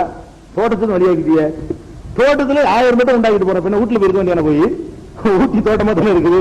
அதே அல்லாஹ் சொல்றா, அதே மூசா நபி சொல்றாங்க, சொர்க்கத்திலிருந்து வெளியேற்றி விட்டீங்களா நம்மள அப்படின்னு அவர் சொன்னதுல இருந்து என்ன தெரியுதுன்னு கேட்டா, அவர் இருந்த சொர்க்கம் தான். குர்ஆன்ல இருந்து தெரிகிறது, ஹதீஸ்ல இருந்து தெரிகிறது அப்படின்னு ஒரு ஆர்குமெண்ட் வைக்கிறாங்க அவங்க. அதுக்கப்புறம் இன்னொரு நிகழ்ச்சி நடக்கிறது, இதுவும் ஆதாரபூர்வமான ஹதீஸ் தான். மறுமையில நடக்கக்கூடிய நிகழ்ச்சி. மறுமையில் எல்லாரும் மகசர் மைதானத்தில் நிற்கும் போது ஒவ்வொருத்தரும் ஒவ்வொரு நபிட்ட ஓடுவாங்க. ஆதம் அலைஹிஸ்ஸலாத்துல இருந்து எல்லாத்தையும் போவாங்க. போய் நீங்க ரெக்கமெண்ட் பண்ணுங்களேன், வெப்ப தாங்க இல்லையே, கொடுமையா இருக்கு, மண்டை காயுத அப்படின்னு சொல்லிட்டு போய் கேட்குவாங்க ஒவ்வொருத்தையா. அப்ப வந்து ஆதம் அலைஹிஸ்ஸலாத்திட்ட போய் கேட்பாங்க ஃபர்ஸ்ட். அப்ப கேட்டோன்னா அவர் என்ன சொல்லுவாரா, அவர் சொல்றதான் பாயிண்ட். ஆதம் அலைஹிஸ்ஸலாத்துக்கு போய் கொஞ்சம் அல்லாஹ்ட்ட கொஞ்சம் பார்த்து பேசுங்க, நீங்க வேணும் வாப்பா, எல்லாத்தையும் வாப்பா நீங்க தானே, நீங்க பேச வேண்டியதானே, இவ்வளவு கஷ்டப்படுறோம்ல அப்படின்னு சொன்ன உடனே ஹல் அஹ்ரஜக்கும் மினல் ஜன்னத்தி இல்லா ஹதியத் அபீக்கும், உங்க வாப்பாங்கிறீங்களப்பா, நான் செஞ்ச தப்புனால தான் உங்க 50 பேரையும் சொர்க்கத்துக்கு வெளியேற்றி விட்டேன். நாம இப்படி கேட்பேன், நான் தான் உங்களுக்கு வெளியேற்றினால நான் தானே, ஏன் தப்புனால தானே உங்களை எல்லாம் நான் சொர்க்கத்துக்கு வெளியேற்றி விட்டேன், நான் எப்படி போய் அல்லாஹ்ட்ட கேட்பேன் அப்படின்னு ஆதம் அலைஹிஸ்ஸலாம் வந்து நம்மள்ட்ட மறுப்பு சொல்லுவாங்க, உம்மத்துகள்ட்ட என்ன செய்வாங்க, மறுப்பு சொல்லுவாங்க என்று நபிகள் நாயகம் ஸல்லல்லாஹு அலைஹி வஸல்லம். பெரிய ஹதீஸ் இது. அது அந்த பாயிண்ட் மட்டும் நான் போட்டுருக்கிறேன். பெரிய ஹதீஸ்னா அந்த மொத்தத்தில் ஒருத்தரையா போறது, ஆதம்கிட்ட போறது, நூஹ்கிட்ட போறது, இப்ராஹிம் ஒரு வரிசையா வரும். அதுல வந்து நமக்கு பாயிண்ட் என்னன்னு கேட்டா, ஆதம் அலைஹிஸ்ஸலாம் சொன்ன பதில் மட்டும் போதுங்கிறதா அந்த பாட்டு மட்டும். அவர் என்ன பதில் சொல்றாரு, உங்களை சொர்க்கத்தின் வெளியேற்ற நான் தானே, ஏன் தப்புனாலும் வெளியே வந்துட்டீங்க, நான் எப்படி மறுபடியும் உங்களுக்கு ரெக்கமெண்ட் பண்ணுவேன், அப்ப சொர்க்கத்திலிருந்து நான் வெளியேற்றினேங்கிறார்ல, அப்ப அவர் என்ன வழங்குது, அவர் இருந்தது சொர்க்கம் தான், தோட்டம் இல்ல. ஜன்னத்திலிருந்து இருந்தா கூட தோட்டத்தில் வெளியேற்றன்னு சொல்லி காட்ட மாட்டாங்க. இது ஒரு பெரிய தப்பு கிடையாது, தோட்டத்தில் வெளியேற்றுறது. சொர்க்கத்திலிருந்து வெளியேற்றுறது தான் ஒரு பெரிய இழப்பு நமக்கு. அந்த வேலையை நான் தானப்பா செஞ்சேன். சஹீஹ் முஸ்லிம்ல 288வது ஹதீஸ் இது. அப்ப இதுல என்ன வழங்குதுன்னு கேட்டா, இவ்வளவுதான் சான்று. அதாவது சொர்க்கத்தில் தான் அவர்கள் வந்து படைக்கப்பட்டிருந்தார், சொர்க்கத்தில் தான் அவர்கள் இருந்தார்கள், அங்கிருந்துதான் வெளியேற்றப்பட்டார்கள் என்று சொல்லக்கூடியவர்கள் வந்து இவ்வளவு வாதங்களை வைக்கிறாங்க. சொர்க்கம் இல்ல, அதெல்லாம் கிடையாது என்று சொல்லக்கூடியவர்கள் வேற வாதங்கள் அவங்க வைக்கிறாங்க. இது வந்து பூமியில உள்ள ஒரு தோட்டம் தான், பூமியில உள்ள ஒரு தோட்டம் தான், ஒரு அழகா சொர்க்க சோலை மாதிரி ஒரு இடத்துல அவர்களை தங்க வச்சிருந்தான், கஷ்டம் இல்லாம சாப்பிட ஏற்பாடு பண்ணி கொடுத்திருந்தான், தப்பு பண்ண உடனே தூக்கி போட்டான் அப்படின்னு சொல்லக்கூடியவங்க ஃபர்ஸ்ட் என்ன வாதம் வைக்கிறாங்கன்னு கேட்டா, ஆதம படைக்கிறத பத்தி எல்லாம் சொல்றான்ல, என்ன சொல்றான், இன்னி ஜாயிலும் ஃபில் அர்லி ஹலீஃபா, பூமியில ஒருவரை ஒரு தலைமுறையை படைக்க போகிறேன்னு சொல்றான். பூமியிலிருந்து மேல தூக்கிட்டு போனான்னு வரவே இல்லை, படைச்சதை இங்க வச்சுதான், மண் எடுத்து போட்டு படைச்சதை எங்கதான், பூமியில தான் படைச்சேன்னு எல்லாம் சொல்றான். பூமியில் படைக்கப்பட்டவர் மேல தூக்கிட்டு போகப்பட்டார்னு எந்த ஒரு ரெக்கார்டும் இல்லை அவங்க சொல்றாங்க, அந்த எந்த கருத்து உடையவர்கள். அப்ப படைக்கப்பட்டது பூமியா இருக்கிறதுனால இந்த பூமியில் தான் எல்லாம் நடந்தது, பூமியிலிருந்து மேல ஒரு அல்லாஹ் எடுத்துக்கொண்டு போனான் என்று எந்த ஒரு ஹதீஸோ எதுவுமே இல்ல அப்படின்னு முதல் விஷயத்தை என்ன செய்யறாங்கன்னு கேட்டா, இன்னி ஜாயிலும் ஃபில் அர்லி ஹலீஃபா, பூமியில ஒருத்தரை நான் வந்து ஒரு தலைமுறையை படைக்க போகிறேன் அப்படின்னு சொன்னதுல இருந்து அவர் இருந்தது பூமி தான் அப்படின்னு ஒரு பாயிண்ட ஃபர்ஸ்ட் வச்சிருக்காங்க. அடுத்து என்ன செய்யறாங்கன்னு கேட்டா, இன்னொரு வாதம் வைக்கிறாங்க, சொர்க்கமா இருக்க முடியாது, சொர்க்கமா இருந்திருந்தால் என்னதான் இப்லீஸுக்கு வந்து அவன் வரம் வாங்கி இருந்தாலும் சொர்க்கத்துக்குள்ள போற மாதிரி அல்லாஹ் கொடுக்கறான், கொடுக்க மாட்டான். பூமியில இருந்தா தான் இந்த மாதிரி போய் நுழைஞ்சு கிழஞ்சு ஊசலாட்டம் பண்ணுவதற்கெல்லாம் வாய்ப்பு இருக்க முடியும். சொர்க்கம்ங்கிறது அவன் வந்து நல்லடியார்களுக்குன்னு சித்தப்படுத்தி வைக்கிற ஒரு சொர்க்கத்துக்குள்ள யாருமே நுழைய முடியாது. இப்லீஸ் என்னத்தான் வரம் வாங்கி இருந்தாலும் சொர்க்கத்துக்குள்ள ஒரு காபிர் போகலாமா, காபிருக்கு ஆறாமாக்கிட்டான்ல, ஒன்னா நம்பர் காபிரி ஒன்னான அவன் வழிகெடுக்க கூட எப்படி போவான், உள்ள போய் வழிகெடுத்து இருக்கிறாண்டு வருது, ஊசலாட்டம் பண்ணிருக்காண்டு வருது, அவன் வந்து என்ன தோற்றத்துல போகட்டும் இல்ல மனசுல போய் ஊசலாட்டம் பண்ணிட்டு அதுக்குள்ள நுழைஞ்சிட்டான்னு சொன்னாலேயே இருந்த இடம் சொர்க்கம் இல்ல, சொர்க்கத்துக்குள்ள போய் எப்படிலாம் கெடுக்க முடியாது அப்படிங்கிற ஒரு பாயிண்ட் ரெண்டாவதாக தூக்கி போட்டு இந்த சாரார் வந்து சொல்றாங்க. அடுத்து என்ன செய்யறாங்கன்னு கேட்டா, அந்த சொர்க்கம் என்பதற்கு திருக்குர்ஆன்ல பல இடங்களில் ஜன்னத் என்ற வார்த்தை வந்து இந்த உலகத்தில் உள்ள சொர்க்கத்தை, தோட்டத்தை, சொர்க்க சோலைகளை, நம்ம பூமியில உள்ள தோட்டம் துறவுகள் இருக்குல்ல, அதை குறிப்பதற்கு பல இடங்களில் குர்ஆனில் பயன்படுத்தப்பட்டிருக்கிறது. அது பயன்படுத்துற அளவுக்கு இல்லாவிட்டாலும் ஒரு கணிசமான வசனங்கள் வந்து ஜன்னத்துங்கிற வார்த்தை வந்து பூமியில உள்ள நமக்கு இருக்கக்கூடிய தோட்டம் துறவுகள், தோப்புகள், அதை வந்து சொல்வதற்கு யூஸ் பண்ணப்பட்டிருக்கிறது அப்படின்னு என்ன ஆதாரம் காட்டுறாங்கன்னா 17வது அத்தியாயம் 91வது வசனம். அதுல என்ன சொல்றாங்கன்னு கேட்டா, அவ தக்கூனுலக நபிகள் நாயகத்தில் வந்து கேட்கிறாங்க எதிரிகள், உனக்கு ஒரு ஜன்னத்து இருக்க வேண்டும், அவ தக்கூனுலக ஜன்னத்தும் நகீலில், உனக்கு பேரிச்ச மர ஜன்னத்தும் திராட்சை ஜன்னத்தும் இருக்கணும், அது செஞ்சு காட்டு பாப்போம் அப்பதான் ஏத்துக்குவோம் அப்படின்னு என்னத்தை கேட்டாங்க, ஜன்னத்துல எதை கேட்டாங்க, அங்க உள்ள கேட்டாங்க, இங்க உள்ள ஒரு தோட்டம் துறவை கேட்கிறாங்க. தோட்டம் துறவு என்பதற்கு அல்லாஹ் பயன்படுத்துற சொல்லு ஜன்னத், ஜன்னத்துங்கிற வார்த்தை யூஸ் பண்ணிருக்கிறான், தோட்டம் துறவு தான் அர்த்தம். இது வந்து 1791 265 என்ன இருக்குன்னு கேட்டா, அல்லாஹ்வுடைய பாதையில வந்து யார் செலவழிக்கிறார்களோ அதுக்கு உதாரணம் என்னன்னு கேட்டா, கமசல் ஜன்னத்தின் ரபுவத்தில், உயர்ந்த இடத்தில் இருக்கிற ஒரு தோட்டம், அதுல வந்து மழை பெய்கிறது, கொஞ்சம் மழை பெய்தா கூட உற்பத்தி ஆகி விடுகிறது. அந்த மாதிரி ஒரு தோட்டத்துக்கு இதை உதாரணமா சொல்லலாம் சொல்லும் பொழுது மசலி ஜன்னத்தின் உலகத்தில் உள்ள தோட்டத்துக்கு சொல்றான். இங்க வந்து 225 அதே மாதிரி இதே மாதிரி நம்பரா சொல்லி விட்டுறோம். நீங்களே பாத்துக்கலாம், ஜன்னத்துக்கு சொல்லி இருக்கும் இந்த வசனங்கள்ல எல்லாம். ஆனால் அது அதை குறிக்காது. எதை குறிக்காது? ஆகிரத்தில் வரக்கூடிய சொர்க்கத்தை குறிக்காது, துன்யாவில் உள்ள தோட்டத்தை தான் குறிக்கும் என்பதை சொல்லக்கூடிய வசனங்கள் எங்க இருக்கு கேட்டா 2266 ஜன்னத்துங்கிற வார்த்தை இருக்குது.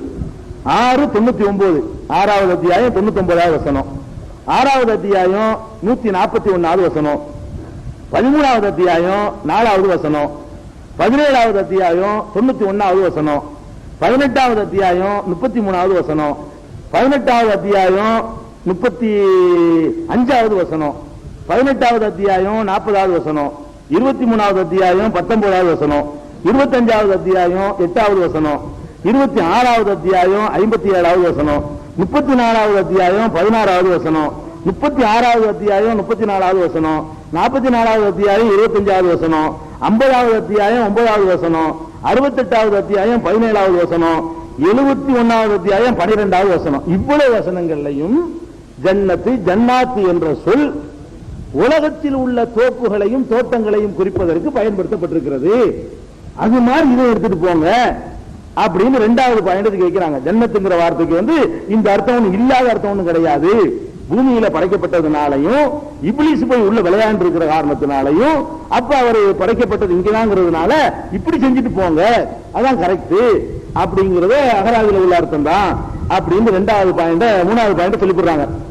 அப்ப இறங்கு வருது, அது என்ன இறங்குண்டா மேல இருந்து இறங்க சொன்னாங்க சொன்னாங்கல்ல, இறங்குறாந்த சொர்க்கத்துல இருந்தா இறங்க முடியும், பூமியில இருந்தா இறங்குன்னு ஓடுல சொல்லிருக்கணும் அப்படின்னு கேட்டா அவங்க இறங்குங்கிறதுக்கு உள்ள வேற வசனங்கள்லாம் எடுத்து ஆதாரமா காட்டுறாங்க.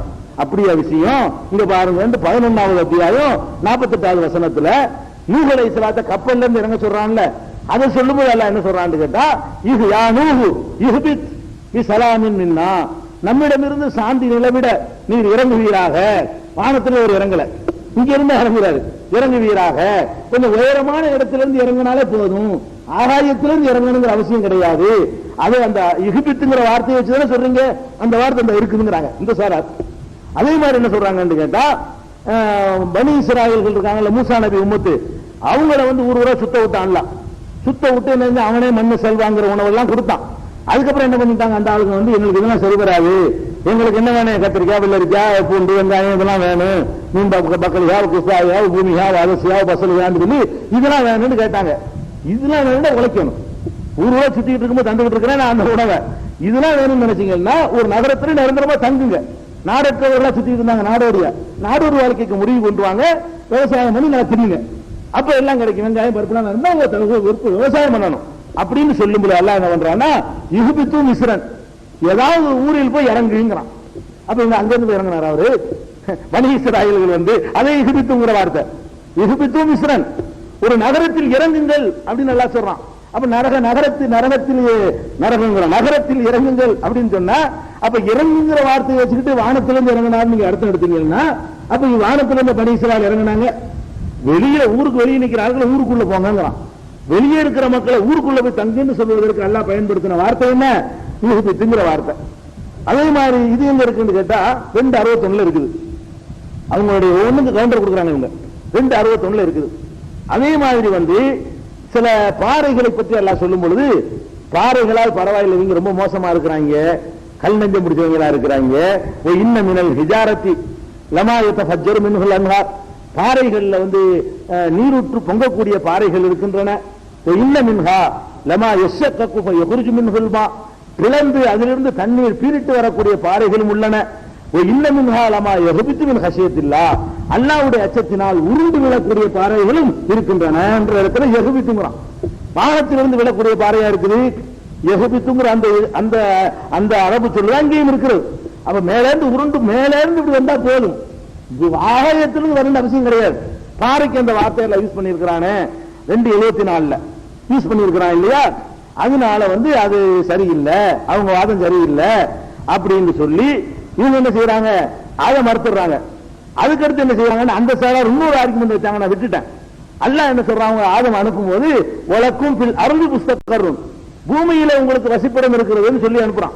அனுப்பும்போது அப்ப பூமியில் இல்ல எடுத்து சொல்ல முடியும். சொல்லி அனுப்பும்போது என்ன அனுப்புறான்? வலக்கும் ஃபில் அர்லி முஸ்தகர்ருன், பூமியில உங்களுக்கு வசிப்பிடம் இருக்கிறதுன்னு அல்லாஹ் சொல்லி அனுப்புனா. அப்ப பூமியில இல்லாத ஒரு ஆளை நோக்கி தான் என்ன செய்ய முடியும்? பூமியில வசிப்பிடம் இருக்குன்னு சொல்ல முடியும் அப்படின்னு அந்த சாராருடைய வாதத்தில் ஒண்ணு வச்சாங்க. அதை விட்டுட்டேன். அந்த வாதத்துக்கு இவங்க என்ன பதில் சொல்றாங்கன்னா, அப்படியா? அப்ப பனி இஸ்ராயல்களை பார்த்து அல்லாஹ் சொல்றான், அதே மாதிரி வாசத்தை எடுத்து போடுறாங்க. என்ன சொல்றான்னு கேட்டா, உஸ்குல் அருள, பூமியில நீங்கள் வசியுங்கள் அல்லாஹ் சொல்ற. பூமியில இந்த ஆளை பார்த்துக்கிட்டு இந்த பூமியில் வசியுங்கள் அல்லாஹ் சொல்றாங்க. அப்ப பூமியில இருக்கிற ஆளுக்கு எல்லாம் சொல்லத்தானே செய்யறாங்க. பூமிக்கு வெளியே உள்ள ஆளுக்கு தான் சொல்லணும்னு தேவையில்லையே. ஊருக்கு வெளியே உள்ள ஆளையும் ஊருக்குள்ள வசின்னு சொல்லலாம், ஊருக்கு உள்ள உள்ள ஆளையும் ஊருக்குள்ள வசின்னு சொல்லலாம். அதுவும் தப்பான, ரெண்டுக்கு பொதுவான வார்த்தை தான். அப்படிங்கிறத 17:104 வசனத்தை எடுத்துக்காட்டி அவங்க ஆர்குமெண்ட் பண்றாங்க. ரெண்டு ஆகாதூர் தான் பேசுறாங்க. சொர்க்கமா இருக்க முடியாது அப்படிங்கிறது சொல்லக்கூடிய காரணங்கள் எல்லாம் இருக்குது. ஆனா அந்த ஒன்னே ஒண்ணுதான் உழைக்குது. இந்த இதெல்லாம் பதில் சொல்றாங்க, இறங்குறது போனதெல்லாம் சொல்லிட்டாங்க. அதுக்கு பதில் இல்ல. எதுக்கு? அதாவது சொர்க்கத்தின் வெளியே திருப்பியா எங்களை யாருக்கு நல்லா இருந்திருப்போமே அப்படின்னு மூசா சொன்னது, அவரே சொன்னது. நான் தானப்பா உங்களை வெளியேற்றினால ஏன்ட்ட வந்து கேட்கறீங்களேன்னு சொன்னது. அதே மாதிரி ஆதமுடைய மக்களே உங்களை தாய் தந்தையரை ஜன்னத்திலிருந்து இப்லீஸ் வெளியேற்றின மாதிரி உங்களை வெளியேற்ற வேண்டாம் அந்த வெயிட்டான வாதம் இருக்கு பாருங்க. அதெல்லாம் சொர்க்கத்திலிருந்து வெளியேற்றினாலும் சொல்ல முடியும். அதுக்கு இவங்கள்ட்ட பதில் இல்லை. இவங்க கேட்கிற பல கேள்விகளுக்கு அவங்கள்ட்ட பதில் இல்லை. அதுக்கு தான் என்ன செய்யறாங்க, மூணாவது சாரார் ஒன்று நிற்கிறாங்க. மூணாவது சாரார் என்ன சொல்றாங்கன்னு கேட்டா, சொர்க்கம் தான், அது டவுட்டும் கிடையாது. சொர்க்கம் ரெண்டு வகையா வச்சுக்க. பூமியில உள்ளதுன்னு சொல்ல வேணாம், நம்ம எல்லாம் மறுமைக்கு பின்னாடி போகவுமே அதுன்னு சொல்ல வேணாம். சொர்க்கம் தான். இந்த சொர்க்கம் இன்னொன்னு என்னன்னு கேட்டா, சொர்க்கத்துல ஏவல் விளக்கல் இருக்க கூடாதுல. சொர்க்கத்துல கட்டளை எல்லாம் கிடையாது. துன்யாவுல பூமியில தான் கட்டளை. இவருக்கு கட்டளை போடப்பட்டு திங்காத கட்டளை தானே அது. சொர்க்கமா அந்த சொர்க்கமா இருந்திருந்தா நீ அதை திங்காத இதை திங்காத சொல்றது. அங்கதான் சொர்க்கமா இருந்தால் விரும்பியதெல்லாம் கிடைக்கும். அதை விரும்பினா திங்கிற தப்பு இல்லை. அந்த மரத்தை அவர் விரும்பினாரே, ஆனால் இது திங்கிறது தப்பு இல்லை சொர்க்கமா இருந்திருந்தால். அப்ப அதை வச்சு பார்க்கக்கூடிய நேரத்தில் சொர்க்கம் இல்லைங்கிற மாதிரி வருது. அதுக்கு தான் அந்த மூணாவது சாரார் என்ன செய்யறாங்கன்னு கேட்டா, பூமின்னு சொன்னாலும் சரியா வரல. பூமியில இருந்து வெளியேற்ற பெரிய விஷயமா? அது பெரிய இழப்பா? பூமியில இருந்து ஒரு தோட்டத்தில் ஒரு ஆள் தங்க வச்சு வெளியேற்றினா பெரிய இழப்பா? பூமி இவ்வளவு ஒரு விசாலமான பூமி இருக்குது, இது ஒரு பெரிய நஷ்டமா? இது அல்லாஹ் இதை சொல்லிருக்க மாட்டான். இது ஒரு பெரிய தண்டனை கிடையாது அப்படின்னு வச்சுக்கலாம். அங்க இருந்து என்ன சொன்னா, இப்லீஸ் போனதுல இருந்து அவருக்கு உத்தரவு போட்டதுல இருந்து தடை உத்தரவுலாம் போடக்கூடாது சொர்க்கத்துல. அது திங்காது திங்காது அதையெல்லாம் வச்சு பார்க்கக்கூடிய நேரத்தில் அது போல பரிசுக்குரிய உலகம். அந்த தில்கை ஜன்னத்துள்ளத்தை ஊரிஸ்துமுகா விமா கொண்டும் தாமலும், நீங்கள் செய்து கொண்டிருந்த செயலுக்காக உங்களுக்கு பரிசு வழங்கப்படுகிறீர்கள் சொல்றான் அந்த சொர்க்கத்தை பேசும்போது. இவர் என்ன செஞ்சார்னு இவருக்கு சொர்க்கத்தை கொடுக்கிறது? இப்பதான் படைச்சிருக்கு. இவரை ஆதம் அலைஹிஸ்ஸலாத்தை இப்பதான் படைச்சிருக்குது. இவர் என்ன ஒண்ணும் செய்யல, செய்யாத ஒருத்தர் கொண்டு வச்சா அது பரிசுக்குரிய உலகம் அந்த சொர்க்கம். அதனால ரெண்டுக்கு நடுவுல நின்று மூன்றாவது சாரார் சொல்றாங்க, இது ஒரு தனி சொர்க்கம் தான். இது எல்லா இன்பங்களும் உண்டு, அந்த சொர்க்கம் இல்லை. இவருக்கு பிரத்யேகமா எல்லாம் படைச்சுக்கிட்டு இருந்தான். அதோட உறுதி வச்சு இவருக்கு தனியா படைத்தான், எல்லா இன்பங்களும் வைத்தான். அதுல எந்த ஒரு கஷ்டமும் இல்லை. பூமியில உள்ள சாதாரண தோட்டம் கிடையாது அது. அங்க உள்ள சொர்க்கம் மாதிரியான எல்லா இன்பங்களும் உள்ளதுதான். வித்தியாசம் என்னன்னு கேட்டா, இது கூலிக்கு உரிய சொர்க்கம் அல்ல. நம்ம எல்லாம் நல்ல அமல் செஞ்சுட்டு போவோமே அந்த சொர்க்கம் கிடையாது. அது அப்படி வைத்துக் கொண்டோமே ஆனால் ரெண்டு சாராரத்திலிருந்து தப்பிச்சுக்கலாம். ரெண்டு ஆர்குமெண்ட்டுக்கு நடுவுல நிற்கிறாங்க பாருங்க. இது அல்லாஹ்வுக்கு பெரிய விஷயம் கிடையாது. கொண்டு ஆயிட்டு போகுது. சொர்க்கத்தை அது ஒண்ணுதான் உலகத்துக்கு இருக்கணுமா? அல்லா நாடுனா ஒண்ணு படிச்சுட்டு போனா. அப்ப இவரை இவருக்குன்னு ஒரு ஸ்பெஷலா ஒண்ணு தயாரிச்சா அது நீங்க துன்யாவுல உள்ள மாதிரிலாம் நினைக்காதீங்க. அதுல எல்லா இன்பமும் இருக்குது, மைனஸ் அந்த இது சட்டத்திட்டம் என்ன இருக்கு, எல்லா இன்பமும் கிடைக்கும். ரகபந்து தானே சொல்றான். நீங்க ரெண்டு பேரும் உள்ள போங்க, விரும்பியதெல்லாம் அளவுக்கு கணக்கு விளக்கு இல்லாம தின்னுங்கிறான். அது இங்க உள்ள தோட்டத்தில் இருக்கு. அப்படிலாம் திங்க இயலாது. கணக்கு விளக்கு இல்லாம திங்க இயலுமா? அப்படி திங்க இயலாது. அப்ப அல்லாஹ் என்ன வேண்டாலும் தின்னு சொன்னதுல இருந்து அதுல வெளிக்கப்படுறது நடந்து அது வேற மாதிரி சொர்க்கத்தில் உள்ள எல்லாமே இருந்திருக்குது. ஆனால் அந்த சொர்க்கம் என்ன இல்ல, நாம் பரிசு ஜன்னத்துல் வாங்குறோமே பரிசுக்கு தர்ற சொர்க்கம் அது கிடையாது. ஆனா அது உள்ள எல்லாம் இருக்கு. கண்டிஷன் என்ன, ஒரு உத்தரவு போடணும், அது செய்யாத, இது பரிசுக்குரிய உலகம் இல்லை. இப்படி எடுத்துக்கொண்டோமே ஆனால் குழப்பம் இல்லை என்று மூணாவது சாரார் சொல்றாங்க. இதைத்தான் பெரும்பாலும் ஆதரிக்கிறாங்க. இதான் நடுநிலையான ஒரு கருத்தாக இருக்கிறது. பூமியின் அற்பமா ஆக்கிடக்கூடாது, இப்லீஸ்லாம் சொர்க்கத்துக்கு போவாங்கிற அளவுக்கு என்ன செய்யக்கூடாது, அப்படியே ஆக்கிடக்கூடாதுன்னு சொன்னா இது இப்லீஸ்லாம் போறதுக்குள்ள சொர்க்கம். இது எல்லா இன்பமும் இருக்கு, அவன் உள்ள போய்க்கிறான். அந்த சொர்க்கத்துக்கு தானே போக முடியாது, காவிரி போக முடியாதுங்கிறோம். இது வேற, இது பரிசுக்குள்ள சொர்க்கம் இல்ல அப்படின்னு வைத்துக் கொண்டோமே. ஆனால் இது அல்லாஹ்வுக்கு லேசானதுன்னு சொல்லி ரெண்டையும் அரவணைத்து கருத்து. இது இரண்டாவது சாரார் சொல்ல, மூணாவது சாரார் சொல்லக்கூடியது அரவணைக்கிறாங்க. இதுலயே நம்ம திருப்தி அடைஞ்சா இதே கருத்தை வச்சுக்கலாம். எனக்கு இது கரெக்ட்னு தெரியுது. இதுலயும் திருப்தி அடையாம நாலாவது சாரார் சொல்றாங்க, பேசாம விட்டு போங்க, அது விளங்கலன்னு போங்க, பையன் போட்டு கருத்து சொல்லிட்டு இருக்கிறீங்க. நாலாவது கருத்து ஒண்ணு இருக்குது, ராபி வக்ஃபு என்ன பேசக்கூடாது, சொர்க்கத்தில் வெளியேற்றணும். அது என்ன சூட்சம் விளங்கல, ஆசிரத்துல தெரிஞ்சுக்கிறோம், அவத்தை கேட்டுக்கிறோம். யார வெளியேற்றினானோ அவத்தை போய் கேட்டு சந்திப்போம்ல போய் சொர்க்கத்துல, அப்ப கேட்டு தெரிஞ்சுட்டு போறோம். இப்போ தெரிஞ்சு ஆக போறது ஒண்ணும் கிடையாது. அப்படிங்கிற மாதிரியாக நாலாவது கருத்து சொல்றவங்களும் இருக்கிறாங்க.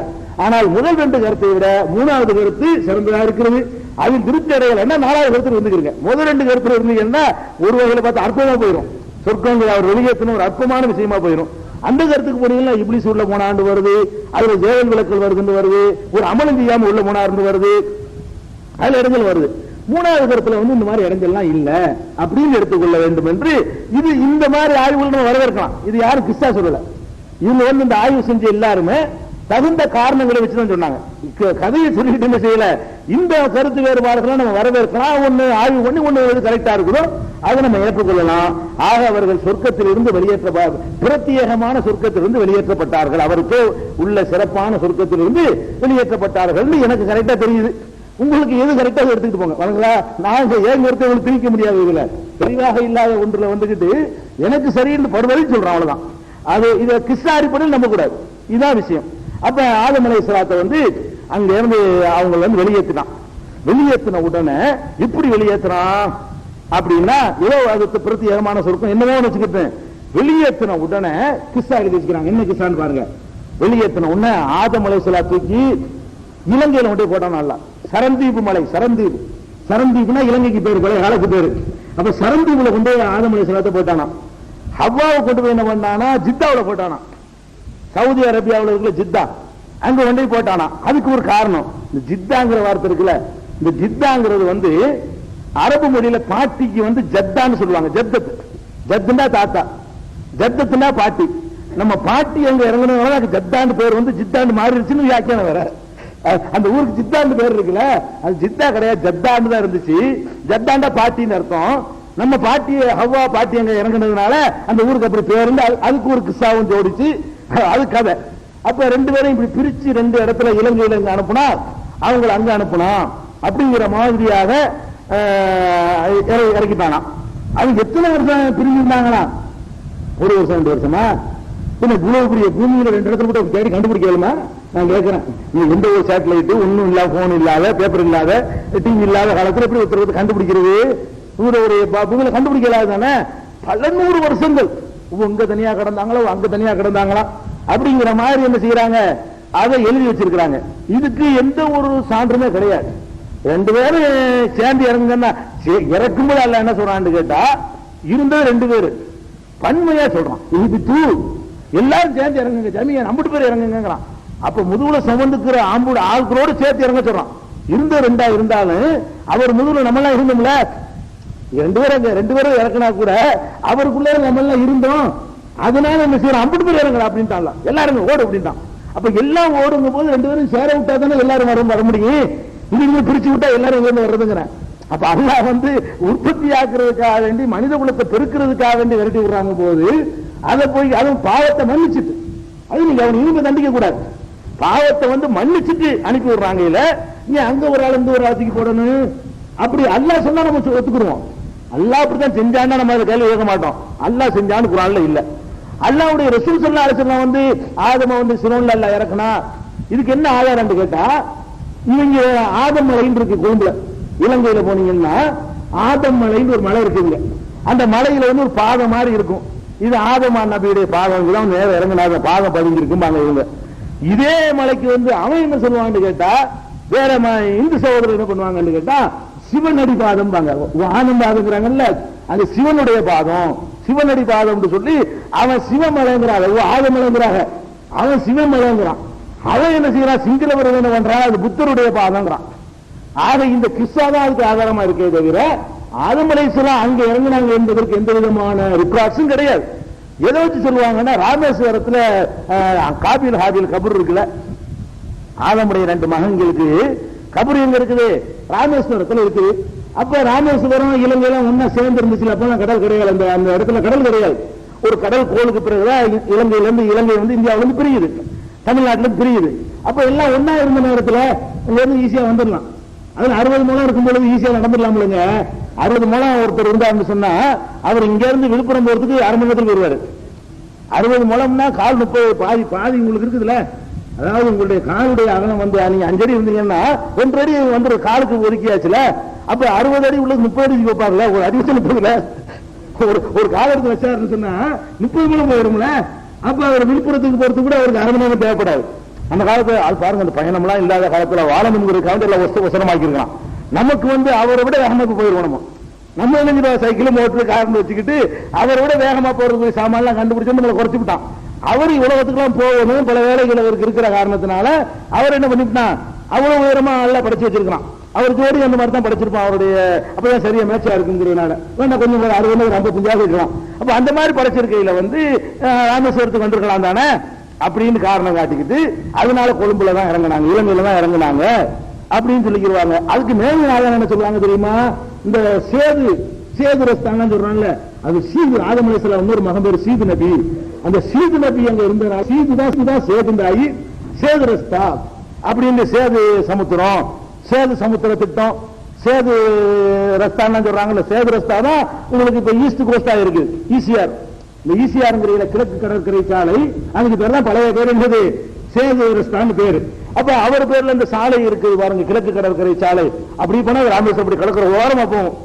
அது சேதுங்கிறது அவர் தான், சீது தான் சேது. இதெல்லாம் வச்சு பார்க்கக்கூடிய நேரத்தில் நமக்கு என்ன, இதை பத்தி ஒரு புத்தகம் ஒருத்தர் இருக்காரு.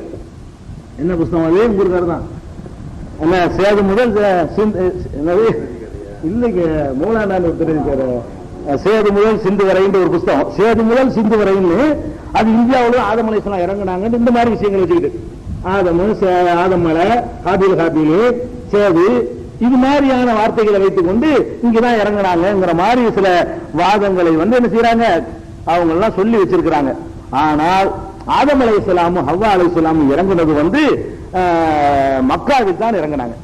ஆதம் அலைஹிஸ்ஸலாம் இறங்குனது 2 பேரும் சேர்ந்து இறங்குனது எங்க, மக்காவில் தான் 2 பேருமே இறங்கினாங்க. அதுக்கு நம்ம எவிடன்ஸ் இருக்கு, அதுக்கு தகுந்த மார்க்க ரீதியான காரணங்கள் இருக்கு. இதெல்லாம் சும்மா அந்த கபர்லாம் இருக்காருலாம் கிடையாது. இவங்க யாரு பேருனா கபரை இருப்பாங்க, காபில் காப்புன்னு அவனா சொல்லிக்கிறான். நம்மள பார்த்தோம் காபில் காபில அந்த காலத்துல இருந்து உள்ள பாதுகாத்து வச்சுட்டு இருப்பான. எத்தனை கடலுக்குள்ள வந்ததுல ஓடி போயிருக்கும், ஒரு இருந்திருந்தா கூட. அதனால வந்து இது ஒரு விஷயம், அது பின்னாடி வச்சுக்கிறோம். எப்படி மக்காவுல இறங்கினா